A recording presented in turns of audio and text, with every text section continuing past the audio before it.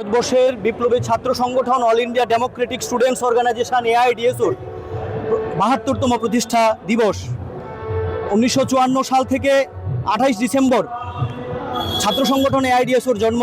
তার প্রাক লগ্ন থেকেই ছাত্র সংগঠন এআইডিএসও শিক্ষা সংস্কৃতি মনুষ্যত্বর রক্ষার্থে আমরা সারা দেশব্যাপী আমরা এই অঙ্গীকারবদ্ধ এবং কেন্দ্র এবং রাজ্য সরকার যে শিক্ষার উপর একের পর এক আক্রমণ নামিয়ে আনছে তার প্রতিবাদে এআইডিএসও তার শক্তি অনুযায়ী এককভাবে সারা দেশে আন্দোলন পরিচালনা করছে। আপনারা জানেন যে জাতীয় শিক্ষানীতি ২০২০ চালু হয়েছে, শিক্ষার যে প্রাণসত্তা সেটাকে ধ্বংস করবে, আমরা তার বিরোধিতা করছি। এবং আজকে আমাদের রাজ্যেও দেখেন প্রত্যেকটা স্কুলে আজকে একটা প্রধান সমস্যা শিক্ষকের অভাব।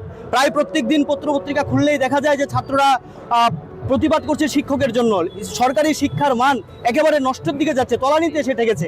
তাই আমরা দাবি জানাচ্ছি যে রেসিস্ট এনইপি জাতীয় শিক্ষানীতি ২০২০ বাতিল করতে হবে এবং সেফ পাবলিক এডুকেশন মানে সরকারি শিক্ষার মান উন্নয়ন করতে হবে।